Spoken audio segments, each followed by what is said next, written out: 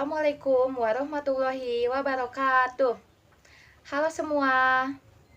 Pada kesempatan kali ini, saya bersama rekan saya ingin menyampaikan mengenai analisis percakapan, prinsip kerjasama GRACE dalam podcast Raditya Dika dan Akila. Sebelumnya, perkenalkan, saya Dara Mustika Haris dengan NIM 232100058 serta rekan saya Putri Febi Febrianti dengan NIM 232100083. Baik teman-teman semua, untuk mempersingkat waktu, kita akan langsung saja masuk ke dalam pembahasan, yaitu latar belakang. Nah, jadi teman-teman, komunikasi merupakan proses interaksi fundamental dalam kehidupan manusia yang bertujuan menyampaikan pesan secara jelas dan efektif agar dapat dipahami oleh penerima. Keberhasilan suatu percakapan sangat bergantung pada prinsip kerjasama antara penutur dan mitra tutur, yang dalam kajian pragmatik dijelaskan melalui prinsip kerjasama yang dikemukakan oleh H.P. Grace. Prinsip ini mencakup 4 maksim, teman-teman, yaitu maksim kuantitas, maksim kualitas, maksim relevansi, dan maksim cara, yang berfungsi untuk menjaga kejelasan dan keteraturan dalam komunikasi. Namun, dalam praktiknya, pelanggaran maksim masih sering terjadi karena berbagai faktor, seperti keinginan untuk bersikap santai, bercanda, atau menghindari jawaban langsung, sehingga menunjukkan bahwa penerapan prinsip kerjasama bersifat fleksibel dan menyesuaikan dengan situasi percakapan. Baik, melanjutkan pembahasan sebelumnya yang telah disampaikan oleh rekan saya. Perkenalkan, saya Putri Febi Febrianti dengan NIM 232100083. Selanjutnya, saya akan membahas mengenai landasan teori. Nah, pragmatik merupakan cabang ilmu bahasa yang mengkaji makna ujaran berdasarkan konteks, serta hubungan antara penutur dan mitra tutur dalam proses komunikasi.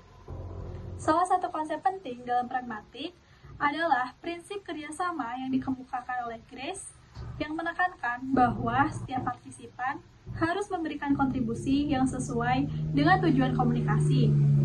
Prinsip tersebut terdiri atas 4 maksim. Yang pertama, maksim kuantitas, yaitu memberikan informasi secukupnya. Yang kedua, maksim kualitas, yaitu menyampaikan kebenaran. Yang ketiga, maksim relevansi, yaitu berkaitan dengan topik. Dan yang keempat, maksim cara, yaitu disampaikan secara jelas dan teratur.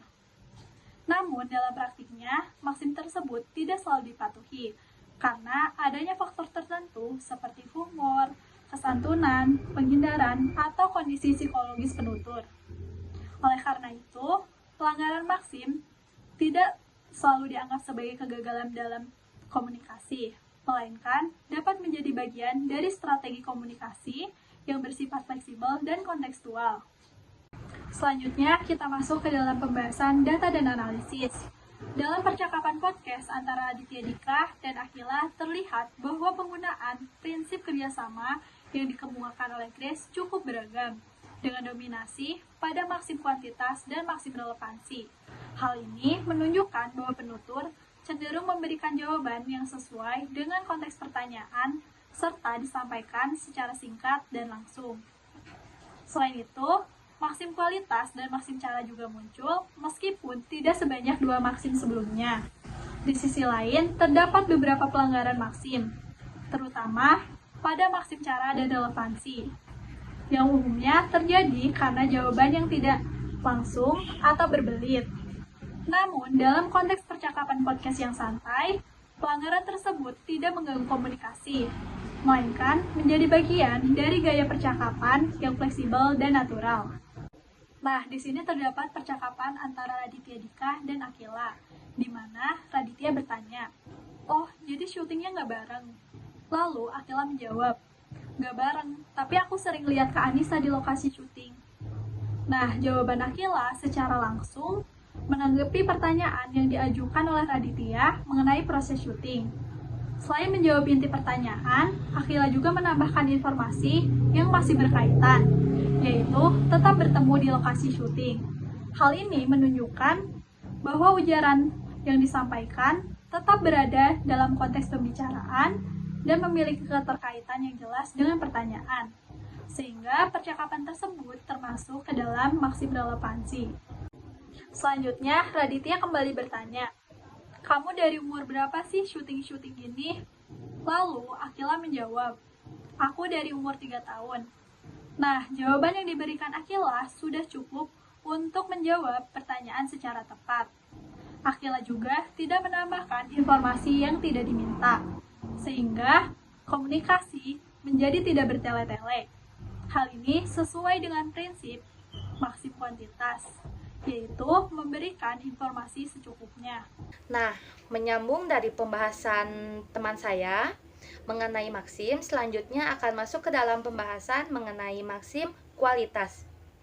Nah, di sini sebagai contoh, Raditya Dika selaku penutur bertanya, "Kamu pernah ngalamin itu?" Nah, lalu Akila selaku mitra tutur menjawab, "Pernah sih, tanya aja mama." Nah, kenapa ini bisa termasuk ke dalam maksim kualitas? Dikarenakan bisa dipertanggungjawabkan ketika mitra tutur menjawab, maka tambahan atau pendukung dari mitra tutur atau bisa disebut mamah dari Akila ini mengiyakan dan bisa mempertanggungjawabkan apa yang sudah disampaikan oleh Akila. Maka dari itu, ini termasuk ke dalam maksim kualitas yang bisa dipertanggungjawabkan. Nah, selanjutnya kita akan masuk ke pembahasan dari maksim cara. Raditya selaku penutur bertanya, "Kalau nanti selesai, kamu ngapain?" Lalu Akila selaku mitra tutur menjawab, "Aku biasanya minggu pertama bikin project-project iseng aja. Aku juga kan ada YouTube." Nah, kenapa ini termasuk ke dalam maksim cara? Dikarenakan jawaban dari Akila itu termasuk ke dalam instruksi yang jelas. Nah, project-project aja iseng. Lalu yang kedua, aku juga kan ada YouTube. Nah, seperti itu. Nah, sekian yang dapat disampaikan oleh saya dan rekan saya. Kita langsung masuk saja ke dalam kesimpulan. Jadi teman-teman, berdasarkan penelitian yang telah dilakukan, dapat disimpulkan bahwa prinsip kerjasama yang dikemukakan oleh H.P. Grace dapat dilakukan untuk menganalisis percakapan dalam podcast Raditya Dika dan Akila, yang menunjukkan penggunaan berbagai maksim, yaitu maksim kualitas, kuantitas, relevansi, dan cara, yang didominasi oleh maksim relevansi dan kuantitas, karena penutur atau mitra tutur cenderung memberikan jawaban yang sesuai dengan konteks dan disampaikan secara singkat. Selain itu, ditemukan pula pelanggaran maksim, terutama pada maksim cara dan relevansi, yang terjadi karena jawaban yang diberikan tidak langsung atau terjadi secara berbelit-belit. Namun, itu tidak menghambat komunikasi, karena justru menjadi bagian dari gaya percakapan podcast yang santai.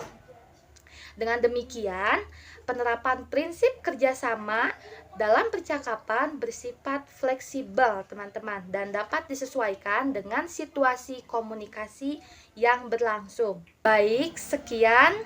Maaf bila ada kesalahan kata, ucapan, penyebutan, dan yang lainnya. Wabillahi taufiq wal hidayah. Wassalamualaikum warahmatullahi wabarakatuh.